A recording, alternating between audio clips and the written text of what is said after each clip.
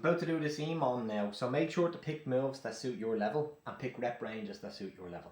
Okay, so it's going to be 2 minutes long for one round, and make sure that you have approximately 30 to 45 seconds rest, and that's how you know you've picked good moves and good rep ranges. And our rest is going to just be an active rest. We're just going to jog on the spot, try to recover as best as we can, constantly moving, and then we start the next round when the 2 minutes is up. So you'll need a stopwatch, a phone, or a sort of interval timer.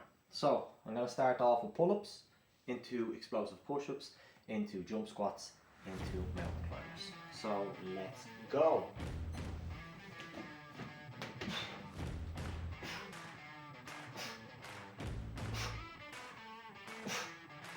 Everything is nice and powerful. That's the goal here.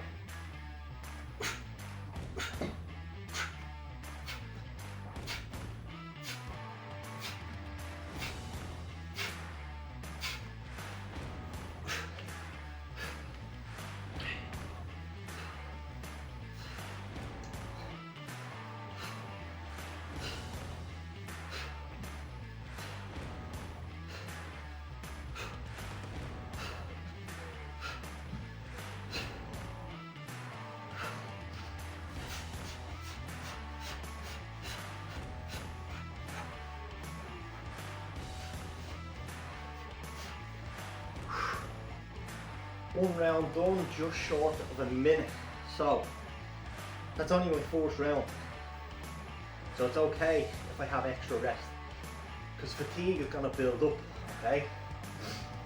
As you start fighting back against fatigue, your rest times are going to get slightly shorter and shorter and shorter as you progress through the workout.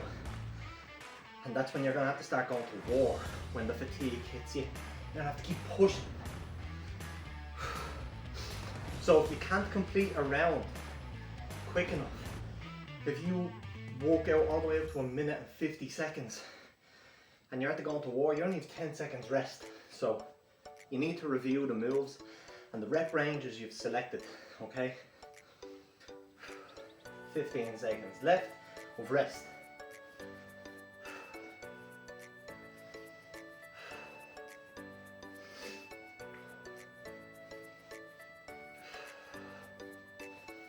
Okay, couple of seconds, let's get set up.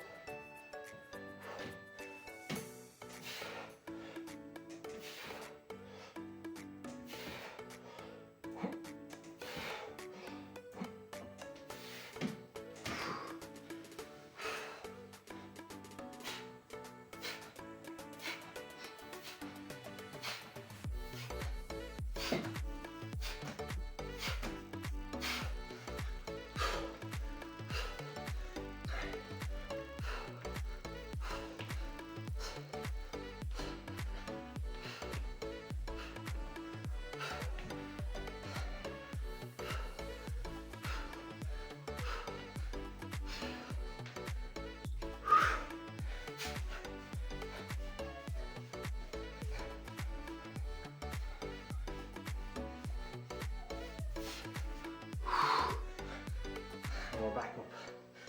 Right, we have about a minute rest. 1 or 2 seconds short than the last one. Not as explosive. I just have to sort the dog out.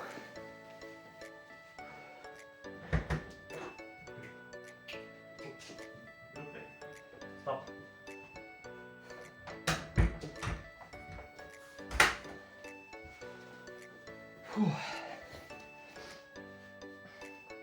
About 35 seconds left. So a tip for this, if you're an athlete like a martial artist or you play a sport like football, you'd want to be your active rest. Try and make it sport specific but low intensity.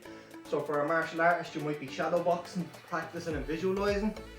If you're a footballer, you might be doing some drills with the actual football or in and out cones. But as I said, very low intensity. We're just moving constantly, but we're trying to recover, okay? Save the intensity for this sort of stuff. We're off again.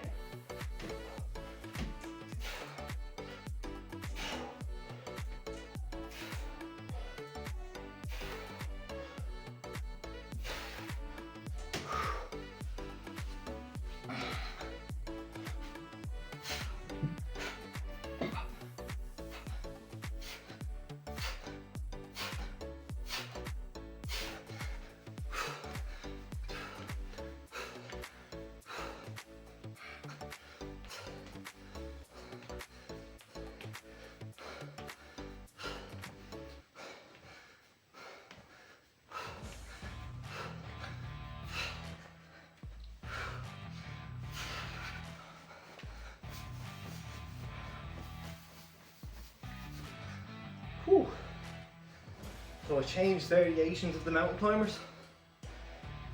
We have about a minute left of rest, so we're being consistent at the moment. We're setting a pace, so you'll notice for a couple of rounds your rest is going to be very similar because the fatigue is only climbing, okay? As the fatigue starts to peak, your rests are going to get shorter. It's going to get tougher. But what I said about the mountain climbers was I was going knees outside the elbows. Just felt a little bit awkward, something I was experimenting with, so now I'm going to go up the centre with my knees because I can get a much quicker sprint. And as I said, this circuit, it's about trying to be as explosive and as intense as you can, no matter how much fatigue you accumulate. We're trying to still push through that fatigue, try to be explosive, try to be quick. Very applicable to a lot of athletes as well. Okay, we have 3 seconds left. I get set up. Explode.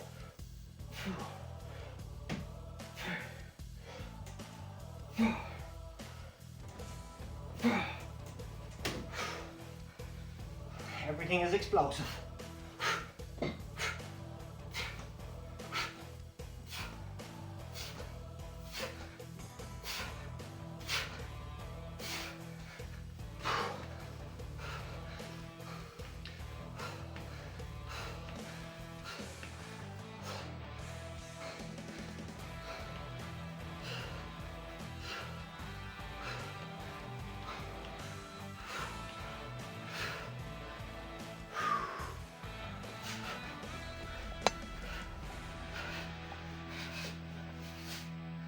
Ooh. Had to dig in there, had to really dig in. Trying to be as quick and intense as I can.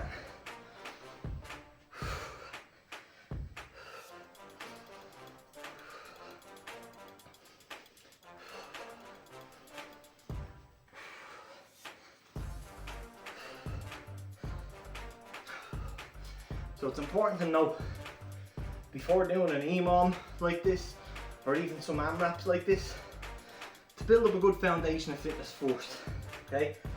So build up good aerobic fitness from things like walking, jogging, running, cycling, you know, even rowing machines, swimming, anything like that. Cyclical exercises that you can sustain for a period of time while you're slightly out of breath. It's going to build a real good foundation. Combine that with some strength training. After you get better at both, you can kind of combine them into a circuit like this. 3 seconds left for the next round. Let's go.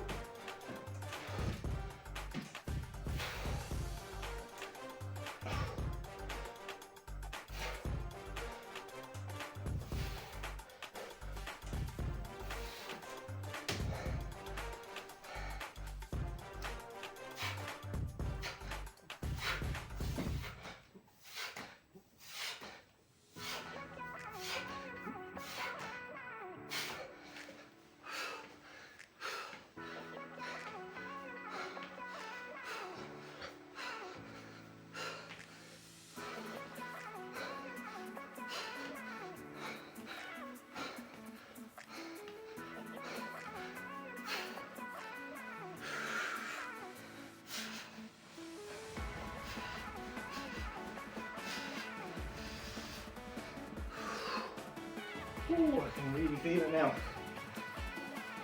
Like the gas is starting to build up a bit.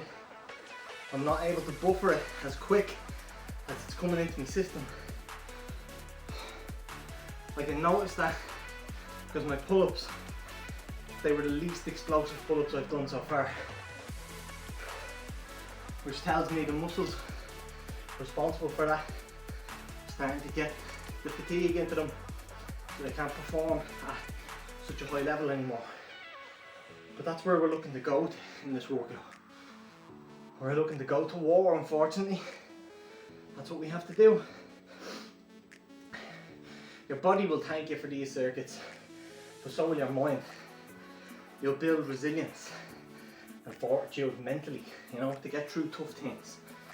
But you'll also build a lot of confidence, because when you go through these circuits and you know what you're capable of, it gives a great sense of self-confidence. as well. Right. Next round is coming up, unfortunately. Go.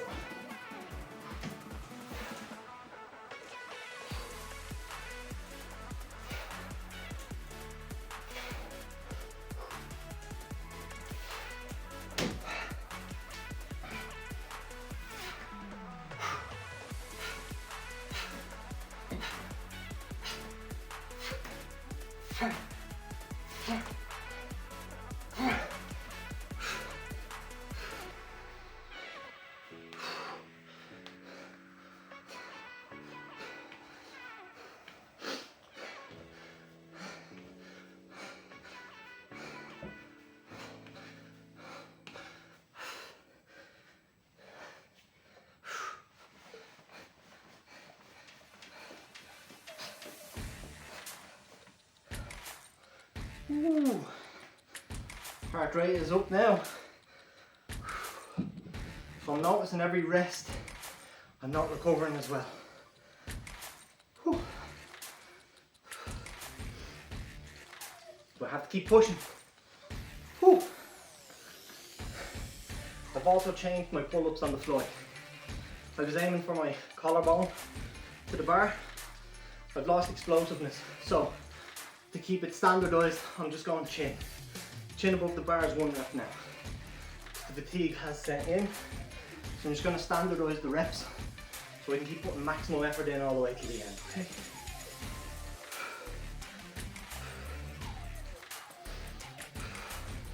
You might hear the dog crying. He's not happy. He's locked out. He loves this jumping around, but he gets in the way. I just don't want to stand on his paw when I'm tired. So he's locked out for a few minutes. Whew. Right, next round, here we go. Let's get them. Chin.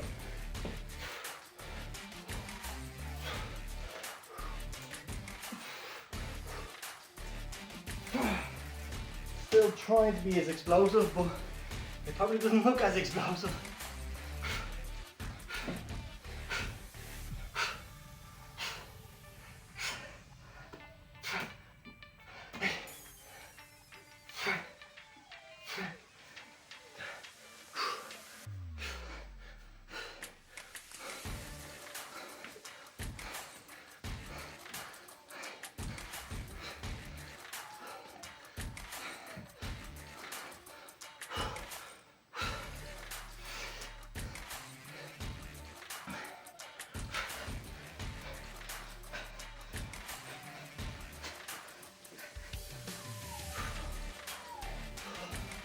I'm just gonna tell dog feeling the pain. He's annoying me crying. Hey, no. Get up. Get up there. To bed. Ooh.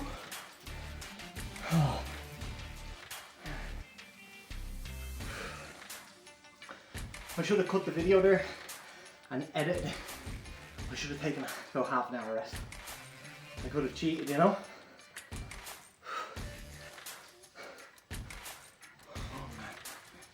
Okay, so I'm going for a total of 20 minutes in this E2MOM. I'd recommend beginners only do 6 to 8 minutes. Trust me, you only want to gradually build these up. They hit your system very hard. And you know, if you do too much when you're not ready for it, your immune system can take a dip, recovery, sleep, other things can suffer. So start small and build up.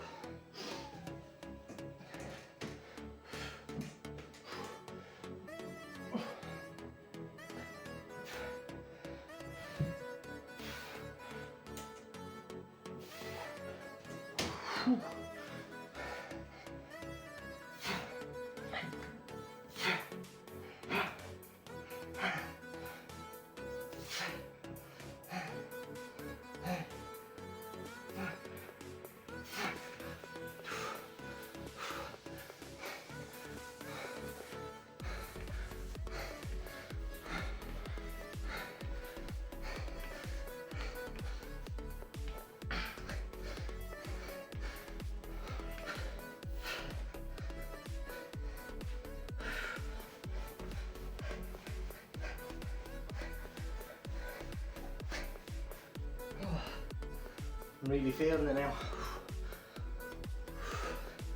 Explosiveness has left the pull-ups, it's leaving the push-ups.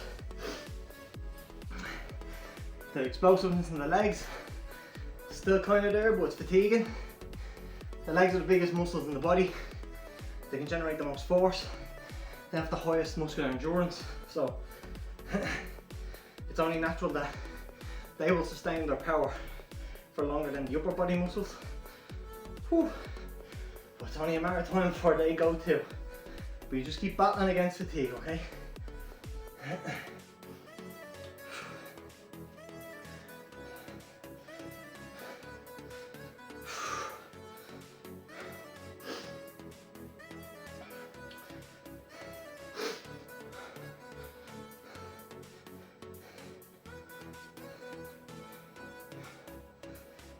Next round coming up.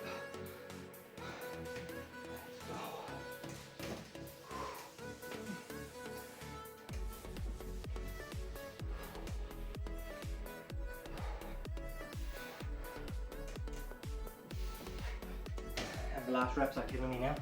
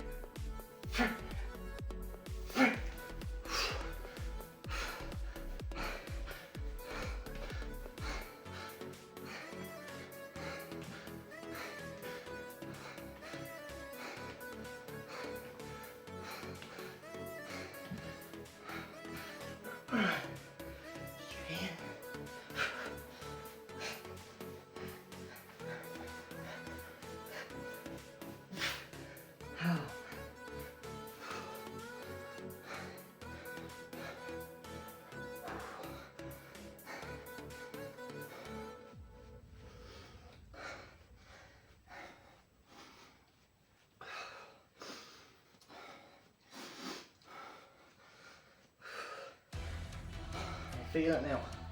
I'm pushing the limits. Whew. But I've only one more round.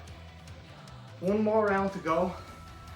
And this is going to be the toughest round because I'm going to try 110% on every move. I've edited a couple of the moves like the pull-ups and the push-ups to just suit my fatigue so I can maintain power while fatigued. But this is going to be the toughest one. 10 seconds left before we go to war for the last time today. Let's go.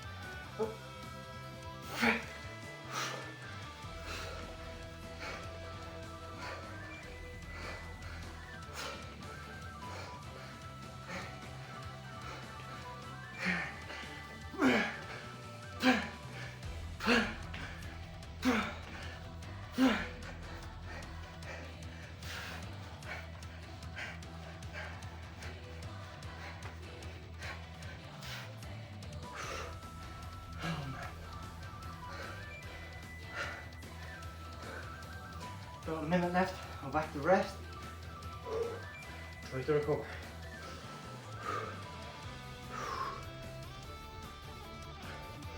So don't do what I'm doing. Don't try to talk while you're recovering or cooling down, right? Stay focused and focus on lowering your heart rate and gradually lowering your breathing rate.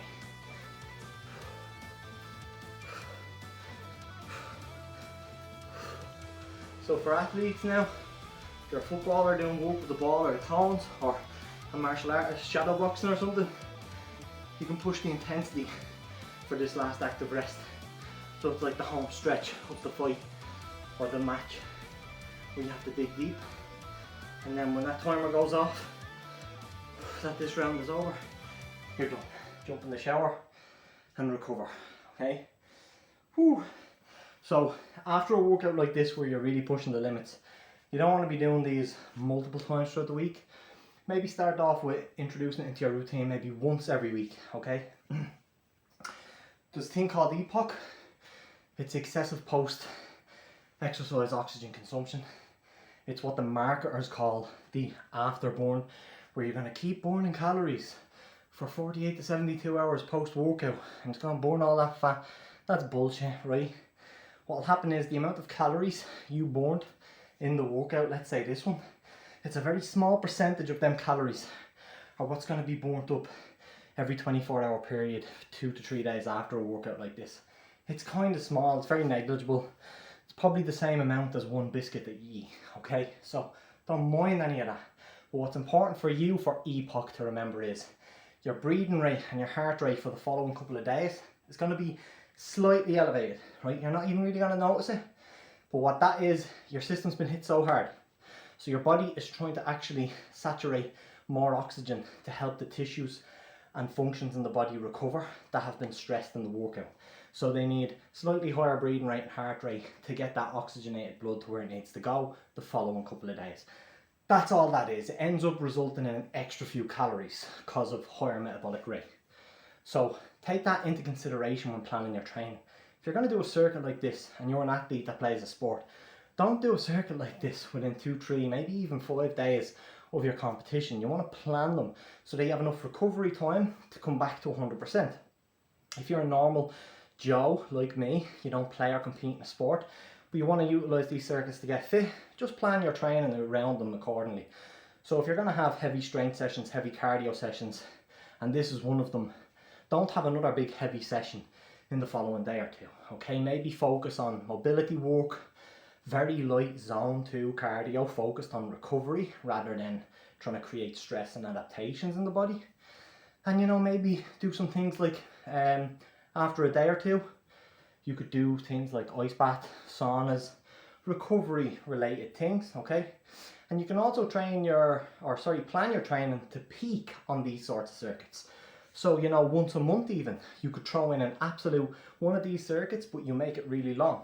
But you only do it once a month and plan good recovery time. And then every month, there's 12 months in the year. If you do that for 10 months, every month you progress it, you're going to be an absolute warrior, right? So best of luck.